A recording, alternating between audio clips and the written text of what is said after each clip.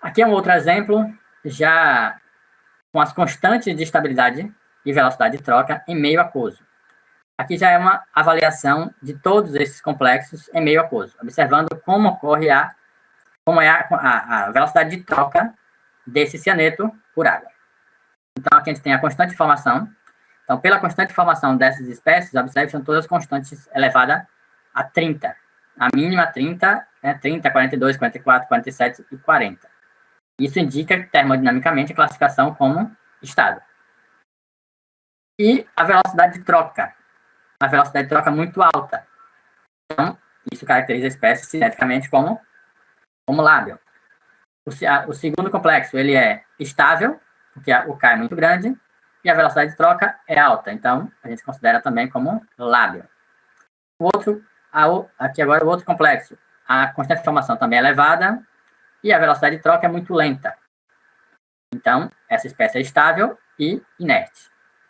A outra espécie, também a mesma coisa, constante muito alta, velocidade de troca lenta. Essa espécie ela é inerte. E o que tem uma constante de formação 10 a 40, então é uma espécie estável, mas a velocidade de troca está igual a 1. Então, a gente considera ainda como uma espécie inerte. Então, a gente pode caracterizar as espécies sempre observando a constante de formação e a velocidade de troca, se elas são estáveis ou lábil ou não lábil. Nessa outra tabela, é uma informação agora interessante. Essa tabela, ela compara, na verdade, assim, todas as espécies são octaédricas, e aqui a gente compara agora o efeito da energia de estabilização do campo cristalino. Outra variável importante, porque quanto mais estável for o complexo, então quanto maior for o ΔO do complexo, mais estável é o complexo formado. Se mais estável é o complexo formado, isso indica que aqueles ligantes eles estão com uma forte interação com o centro metálico. Então, para que aquela molécula, aquele ligante, seja deslocado por outra molécula, vai ser mais difícil. Então, isso vai impactar exatamente nas constantes de velocidade de troca. Então, quanto maior for a estabilidade do complexo, a velocidade de troca, ela vai ser influenciada. Então, observem aqui. Esse primeiro complexo,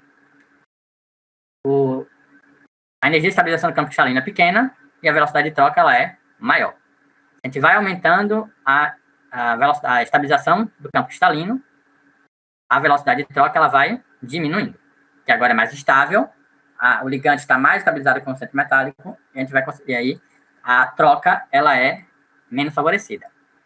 E aqui a gente pode comparar, por exemplo, complexos mais 3, um aquacomplexo de cromo mais 3 e um aquacomplexo de cromo mais 2. Observe o que acontece com a energia de estabilização do campo cristalino. Aqui, essa é menos 1,2 e a outra, sim. Essa espécie, uma espécie é D3 e outra espécie é D4.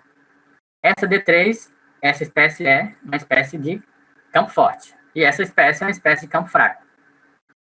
Então, a espécie de campo fraco tem um ΔO menor, e aí a velocidade de troca ela vai ser muito maior, comparado com uma outra espécie com estado de oxidação D3, com estado de oxidação a mais, um é mais 2 e o outro é mais 3.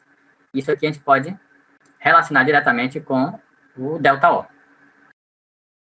E aqui as outras espécies, as outras estão relacionadas também com o ΔO, com algumas flutuações, cada espécie tem um pouco de diferença.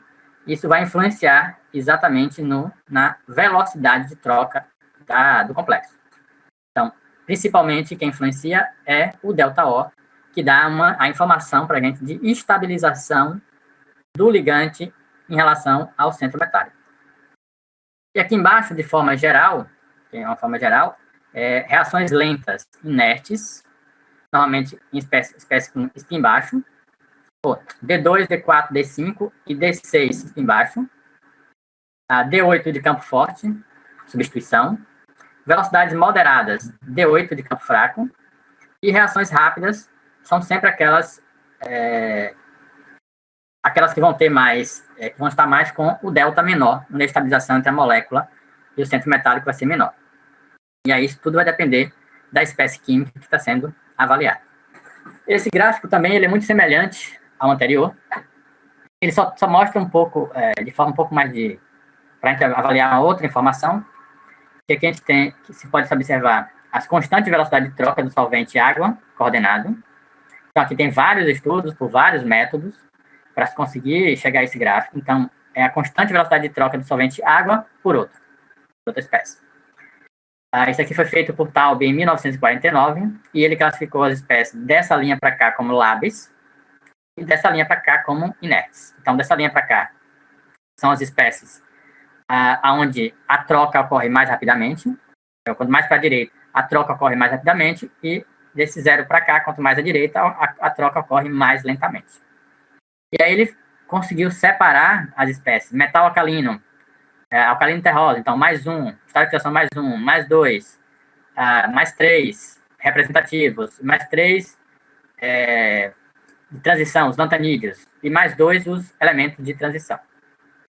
E ele conseguiu mostrar que essas espécies alcalino e alcalino terroso, normalmente elas vão se organizar por mais lábeis. Espécies mais 3, elas começam a se deslocar para o sentido das espécies mais inertes.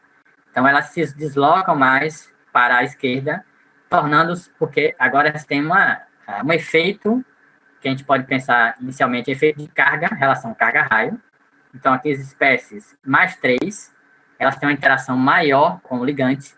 Então, essa interação mais forte com o ligante, isso leva a uma dificuldade de substituição. Então, essa labilidade ela começa a ser reduzida nas espécies mais 3. Então, mais um, a substituição é muito mais fácil, então elas se concentram aqui todas juntas no ponto de mais lábil. Mais 2, observe que agora tem outro comportamento se deslocando, elas se deslocam um pouco para a esquerda, e as mais 3 é as que chegam aos pontos mais inertes. Então, aqui não está só para elementos de transição, aqui está para todos os elementos que eles estudaram. Então, todos os elementos, eles estudaram essa capacidade de troca com solvente água. E aqui a gente pode, a gente pode avaliar complexos aonde a relação carga-raio está influenciando, onde essa interação eletrostática influencia, e também vão ter espécies aonde outras informações vão influenciar. Então, aonde aí agora é o delta-O que vai influenciar, aonde são as questões do doador pi, receptor pi. Então, são outras informações que vão influenciar, vão enfraquecer ou fortalecer a ligação, ou aumentar ou reduzir a ordem de ligação, e aí deslocar espécies que poderiam ser mais lábeis para menos lábeis ou mais inertes, aí tanto faz. Tudo depende do complexo que a gente está avaliando. Uma outra coisa aqui também, observe que a ordem aqui está de menos 8 a 10, é uma ordem de mais ou menos 18. Então, é uma ordem muito grande de diferença, onde mostra que essa estabilidade de troca, ela varia muito. Então, você sai de 10 a 10 para 10 a 8. Então, variando essa ordem, isso quer dizer que varia muito a estabilidade. Então, tem espécies que são muito inertes. Aqui a gente pode ver, então, provavelmente essas espécies aqui são todas espécies mais 3, ou são mais 3, na verdade. Então, são espécies mais 3, observe. Então, são espécies que chegam a estabilidades muito grandes. Provavelmente aqui tem efeitos além da relação carga-raio.